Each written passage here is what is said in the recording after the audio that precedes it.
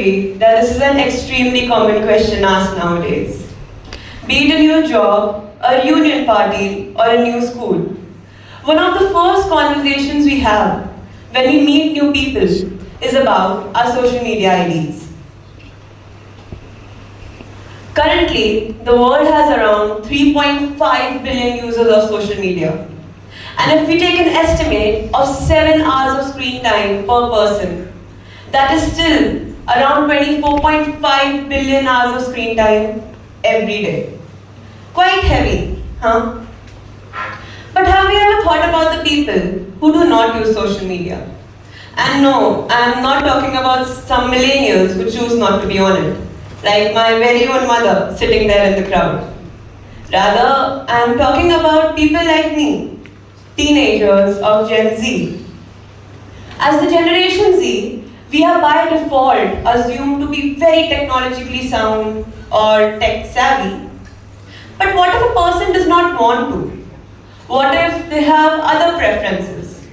Now, where does the story turn? Allow me to share my own story. Before joining a boarding, I used to study in Army public schools. Now there, conversations with my peers and friends used to be quite simple. We never really went beyond talking about our lives in the cantonment. Social media was there, but it never made its way into our conversations. Partly because I was in primary school and because Chota Bheem was all that we really cared about. But when I started middle schooling in a boarding, everything changed. Everything was different. That is why I like to call it the Mars, my unknown territory. I remember one of the first things I was asked when I joined the school was, are you on social media? What's your Instagram ID? Facebook, Snapchat? Now in those moments, I used to think about what to answer. Because neither did I have social media, nor did I own a phone. My family has certain principles which I agreed to and still think that those are quite beneficial for me. In those moments, it never really occurred that not being on social media or not having a phone could traumatize a teenager. But when I became a victim of it, it felt real. To be honest, quite scary. Everybody got to know that I didn't have social media or a phone. Whenever they used to sit down and have conversations, consciously or subconsciously, they started pushing me aside because they thought I wouldn't really understand what they were talking about. Whenever in parties or DJ nights, a song trending on Insta or any other social media platform played, I used to be clueless. And the whole group used to be shocked at my lack of knowledge. Many even said that their parents knew more trends than me. This happened for a solid 1.5 years. At the beginning, I was quite enthusiastic to change my opinion in front of others. But when I did not get a positive response, I lost my momentum.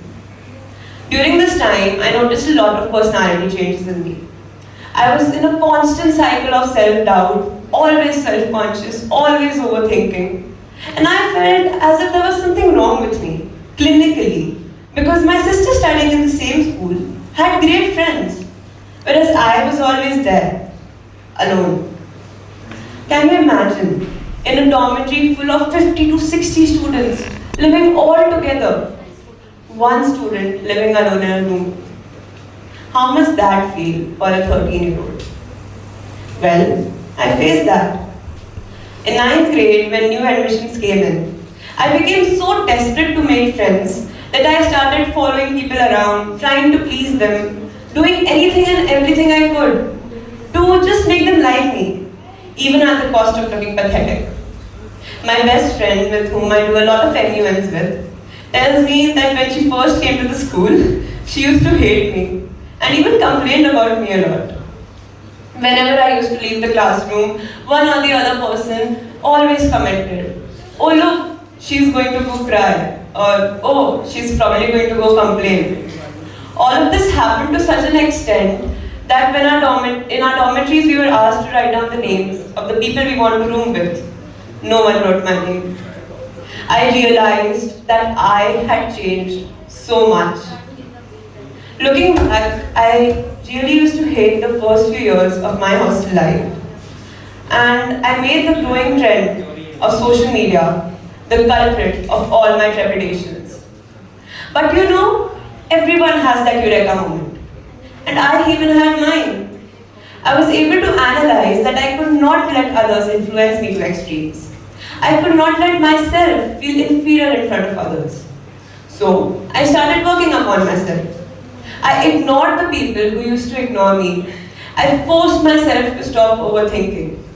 Of course, all of it being new came with a lot of difficulties and a lot of challenges. But eventually, I started changing. I noticed a tiny but positive change. As an aspiring artist, I used to spend my free time painting, focusing on my academics, and even trying my hand at various activities which were unknown to me, like MUNs. Finally, I found a small group of friends who understood me, did not make me feel left out, rather took it upon themselves as a fun challenge to make me learn the basics of social media without actually being on it. Oftentimes, social media comes up with certain trends. Now these can be positive like ASMRs, which help people sleep, or dance trends like Renegade or Cupid, which are basically harmless and often start careers. But then, there are mindless trends like someone idiotically wasting tons of food, the coronavirus challenge in which people were licking toilet seats, or the Benadryl challenge in which a teenager died due to having unprescribed medication. Social media presence has reached to such a point where if you're not making your presence felt or not commenting upon a major issue which is trending on every single social media platform, then you're either considered to be rude, indifferent, or labeled as someone living under a rock. These trends have seeped in so deeply into our lives that we humans are coming under the cage of an attention pathogenic culture, an environment where sustained and deep focus is hard for all of us. Our knowledge is being reduced to fragments. A study done on college students found that they now only focus on any one task for 65 seconds. And here we are, calling the human species the most intellectual ones, whereas we are the most impressionable beings, still like chimpanzees mimicking each other and letting the wheel of our lives being taken over by a bunch of wires and connectors. As much as we have now started to highlight these downfalls of social media, mindless trends still exist. And these have become validations for people to get socially included. These validations are now openly being showcased as the only path to get accepted in social circles. And all of this is happening to such an extent that people are forcing themselves to fit into the idea of how the world wants them to be. This chameleon effect is functioning in a loop, which is entangling people and causing them to lose their own individualities. It is not as simple as a celebrity modeling for a brand of an aesthetic different from their original personality, but it is as severe as a person losing their own essence just to get liked by others. Parents often claim that they are aware about their child's online activities. Now this is for all you parents sitting there. It was found that as large as 70% of children hide their online behavior from their parents. This is imperative because it is fast affecting growing minds like mine. And if it does not stop, then there's a fear that it will all be ingrained in the minds of future generations. As the world has ripened into a new decade, we have progressed not only in terms of distress incontinence or hammering down the bridges of inequalities, stealing from the future reserves, but also in terms of building such a colorful artificial world that it is now parallel to reality. And sometimes the demands of this artificial reality get so unrealistic that it is shocking to think that these are the rules and the norms with which people are obsessed with nowadays. In a survey done by Common Sense Media, they found that 35% of teenagers on social media worry about getting tagged in unattractive photos. 27% worry about how they look when they post pictures. 22% worry about when they don't get liked or comments, they feel bad about themselves.